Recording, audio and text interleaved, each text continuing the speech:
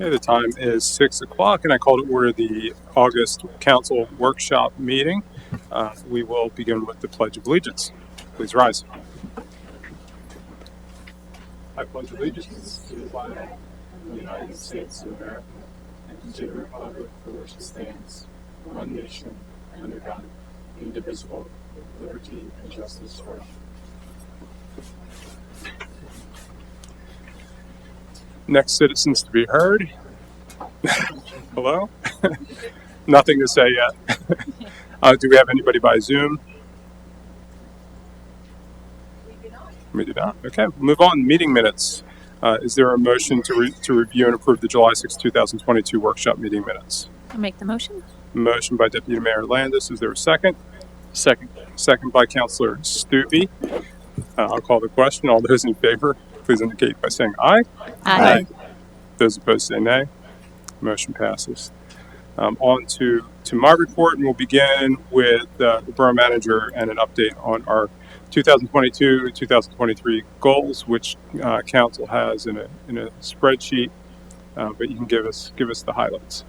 Sure, we'll give you a quick overview, no more than 5 to 7 minutes. You'll recall that Borough Council, you approved your 2022-2023 goals at the July Council meeting. So this is our first report out.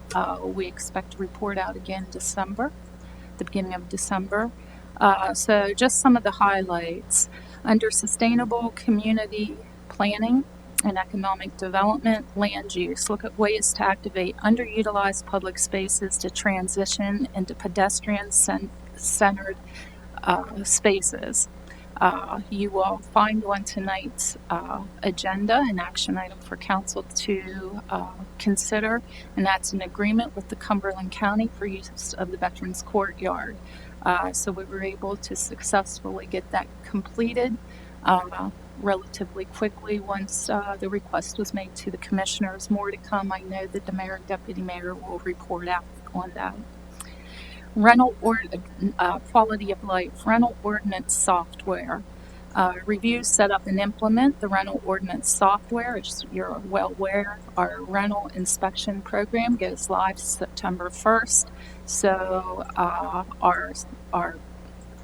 director, Jared Woolston, and his team have been working diligently on that. And I'm pleased to say we completed the entire review, setup, and implementation. So we're ready to roll.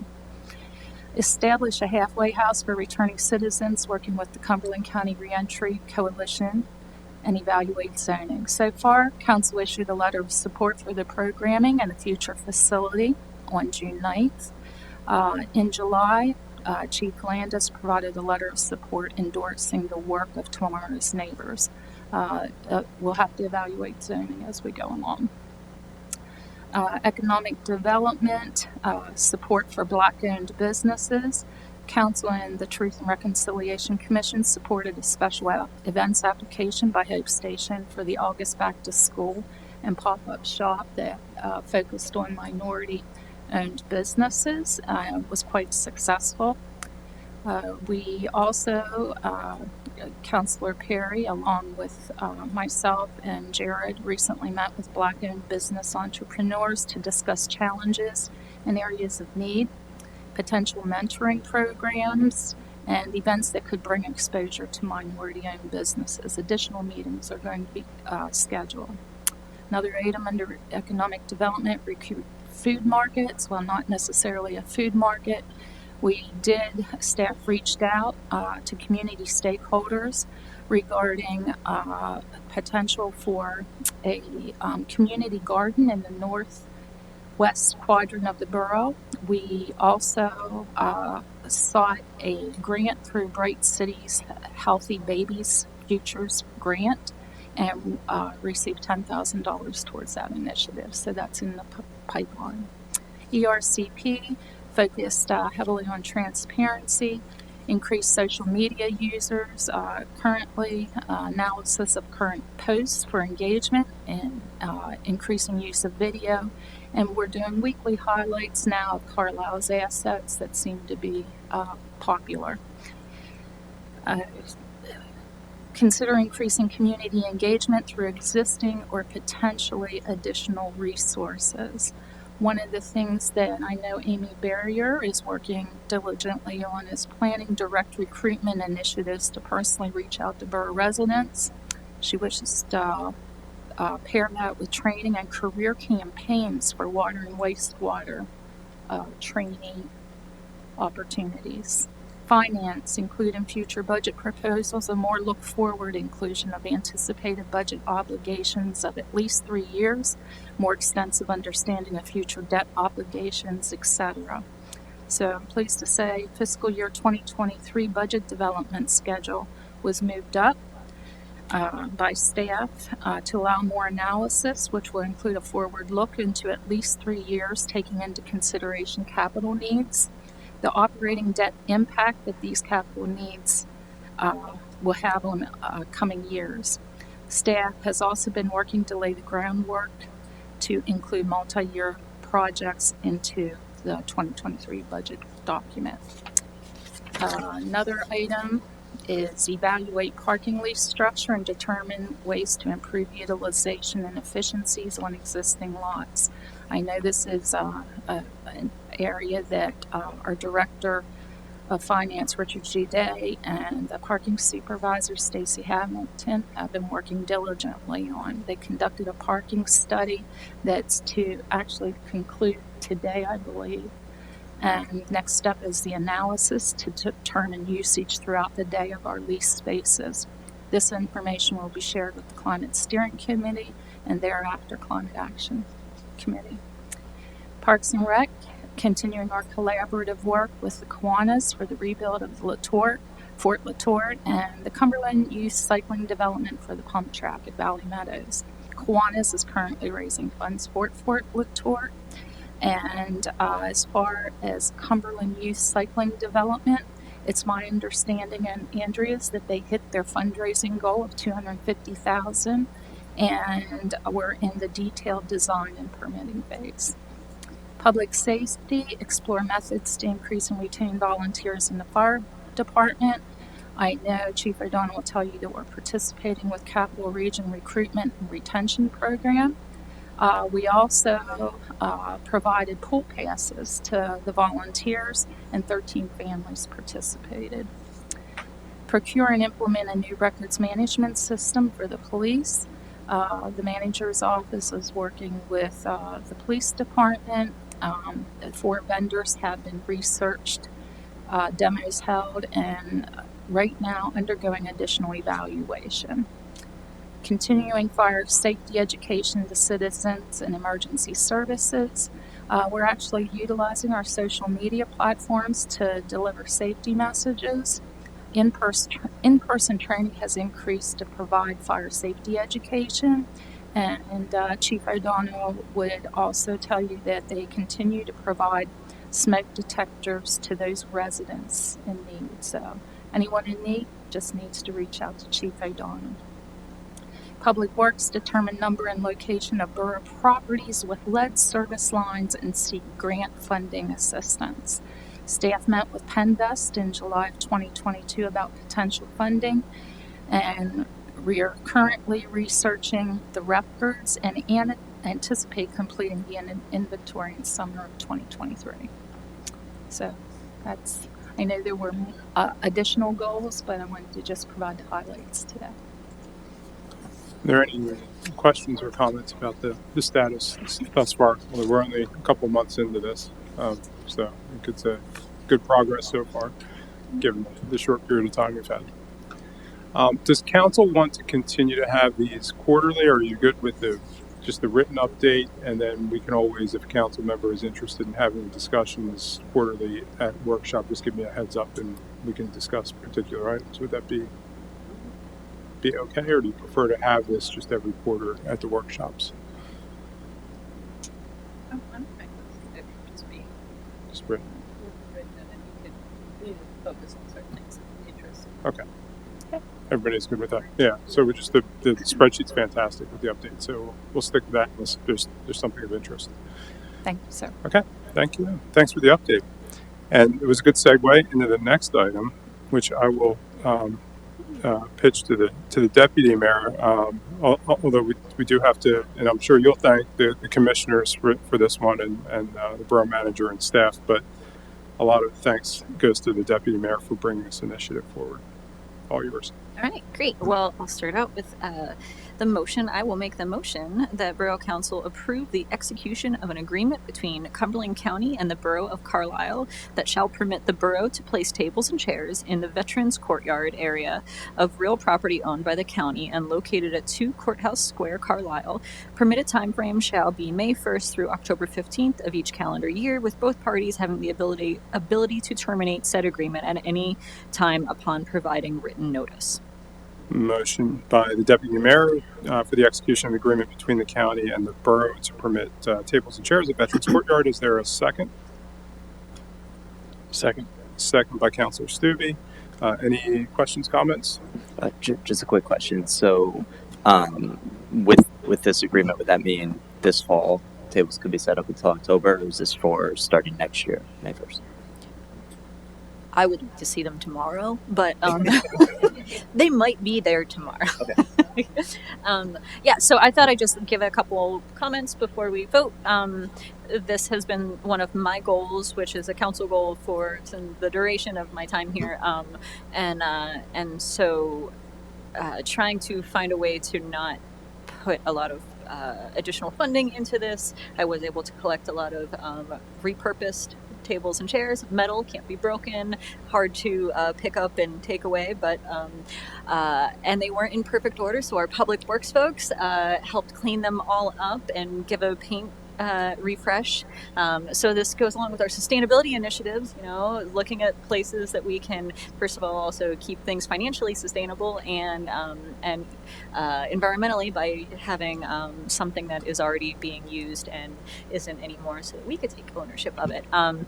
I very, very much appreciate the partnership. I think that this is an opportunity in general that we do lots of partnerships, but I don't think we always highlight what we end up doing. So it's very helpful that the commissioners approved this memorandum of understanding so that we are allowed to put these out there. It's a test. It's a little tactical urbanism. Put something out there, see how it works. We can tweak it. We can, but hopefully we're just going to, see people use it. Sit out there, have some lunch, have a conversation. And we can have more seating that's back from the traffic, so the benches out there are nice enough, but they just face traffic and they don't encourage interaction. So that was my goal. It's a wonderful space. It's already so well maintained, and it needed to, my hope is that there's a little bit of a activation of, additional vibrancy. We see it on days like today at the market. My kid's out there on a bike doing smoothie bike blenders, so he brings his own vibrancy to the square once a week. But this is an opportunity to not always have it just be an event. So thanks to the Sentinel as well, because Joe Kress is also writing an article about it, so it will amplify what we're doing. And he did ask about additional spaces, so I talked about my short list of dreams. But so I'm always looking for new ideas and opportunities to continue this work in low cost, easy ways that we can just try things out and hopefully get the support of our community. So I appreciate all the support that everyone gave to get this going, and I will be out there, and I know that Mayor said that he would sit out there too, and so we can have open office hours and meet the public. Thank you, Deputy Mayor. Any other comments? Okay. Okay.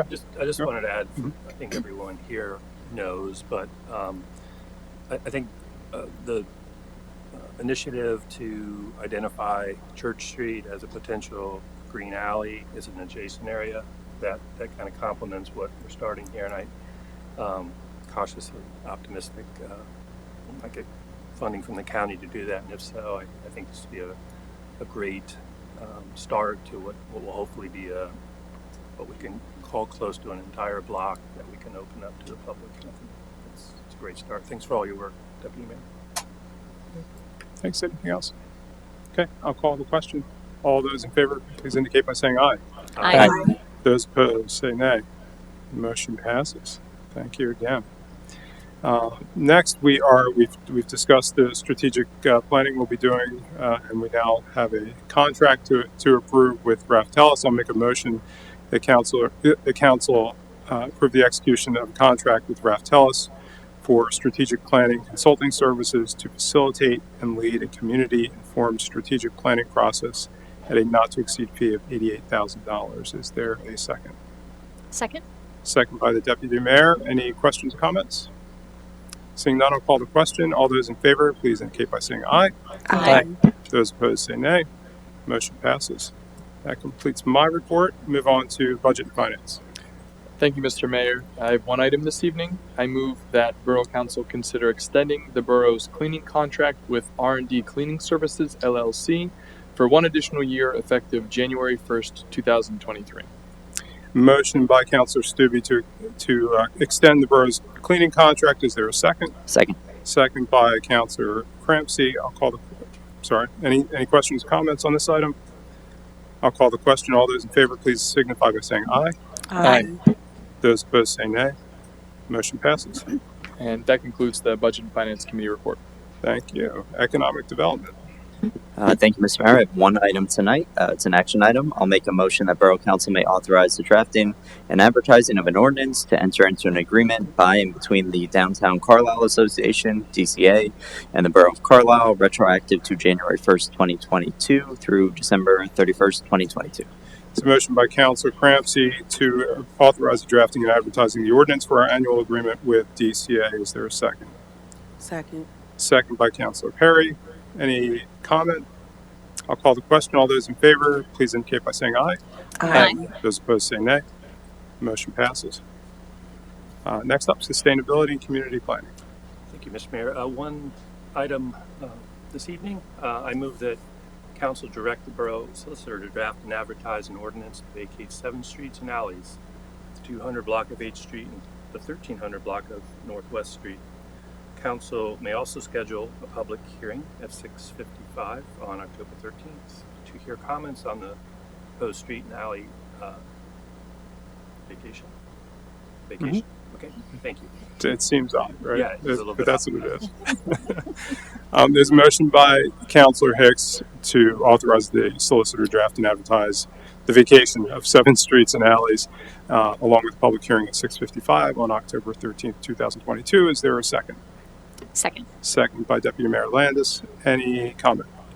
I do have a question, Sure. and just for everyone's eyes. The Planning Commission heard this, was tabled the actual request that came up, but it does. I'm curious what the timeline would be since this is October 13th. I'm just curious if we would need to act eminently. I think we have plenty of time to respond by having a public comment on October 13th. Yeah, you have time. Okay. Have we gotten a response from the developer as to whether at the next planning commission they will have addressed or the issues that came up, or do you? I've traded a whole bunch of emails with the developer. Just to clarify, these are 2 independent processes. I mean, for the developer, one is dependent on the other, but for process, they're independent. The Planning Commission review was tabled, and the developer has asked me a whole bunch of questions to sort of clarify and clean up the plan for the next meeting. Great. Okay. Thank you. Okay. Any other comment? Okay, I'll call the question. All those in favor, please signify by saying aye. Aye. Those opposed say nay. The motion passes. That completes my report. Thank you, Mr. Hicks.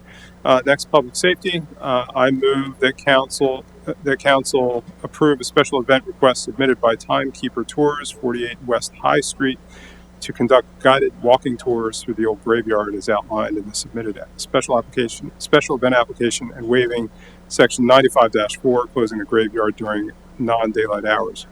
The tours will take place on Friday and Saturday evenings beginning September 16th through November 19th, 2022 from 7 o'clock p.m.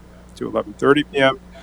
Approval shall be contingent upon the receipt of a valid certificate of liability insurance form naming the Borough of Carlisle as an additional insured and reimbursing the Borough 100% of the variable and 10% of any fixed costs associated with said event. Is there a second? Second. Second by Councilor Hicks. Any comment on this item? I'll call the question. All those in favor, please signify by saying aye. Aye. Those opposed say nay. The motion passes. We have no new business. We probably still don't have any public comment. Anything by Zoom? Okay. Before we adjourn, I want to recognize we have Mr. Powers here with us from my alma mater. If you'd like to, no, I'm not going to put you on the spot, but just sort of introduce yourself as our new student ambassador from the law school. Yes, thank you so much. My name is Brent Powers. I am the student ambassador for law school. I am a 2L. I'm currently part of business organizations at the school. I'm in law review. So I do a lot of things, and I'm very excited to work for the borough and get to have some good experiences learning municipal law firsthand. So I want to thank everyone for giving me the opportunity, and I look forward to seeing more people and more things in the future. Thank you for joining us. And with that, there's no objection. This meeting is adjourned. Thank you all.